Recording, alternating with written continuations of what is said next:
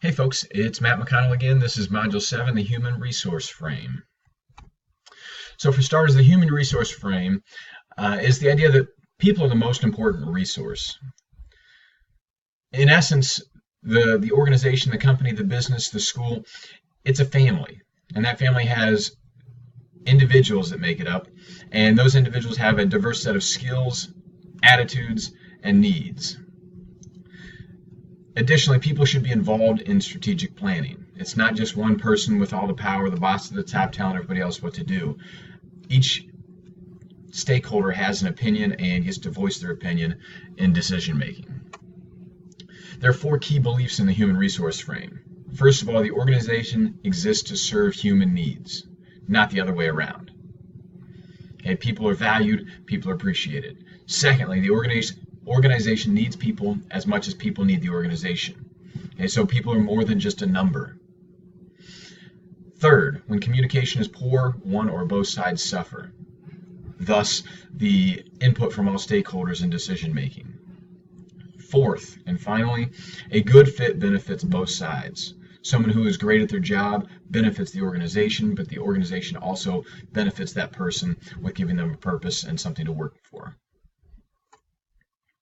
As far as the hierarchical structure of leadership, if you look at the graphic on the left side of the screen, initially it looks kind of jumbled and hard to decipher, but what I was going for here is I like to think of this structure of leadership in terms of a golf analogy. So I think that the needs of students should be at the top. The needs of each individual student is what should drive the entire rest of the organization. Below that, you have the school staff. Yeah, obviously, every member of the school staff, their goal is to prepare kids for success in life. And some might argue that the principal is highest in that hierarchy, but really I would argue that every member of the group is working to serve the needs of every student we come in contact with. So you can see I listed all of the members of the school community, because if you take one of those people away, the whole thing crumbles. The ball is going to fall off the tee. Okay, you need the principal, you need the office staff, you need the teachers in the classroom.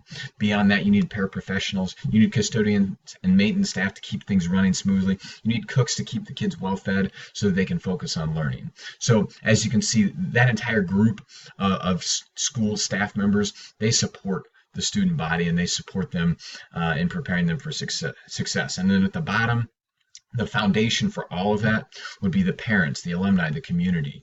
The school, in essence, it is designed to serve the needs of the community, especially public schools, which is the setting that I work in. So, in summary, the needs of the student should be at the top. The school community exists to support the needs of those students. And the foundation for all of that are the people in the community. So, building on that analogy, you can see in the picture on the right-hand side that there's one piece of that I haven't talked about yet, and that's the club, the driver. And I like to think of that in these terms. The driver is essentially the real world. Okay, after their academics are concluded, students are expected to enter the real world and contribute to society. And the reality is the real world can either pound students out of bounds, drive them into the ground, or the real world can give them the nudge that they need to start contributing to society and be successful. And ultimately, that's going to be a hole-in-one. Thanks for listening, folks.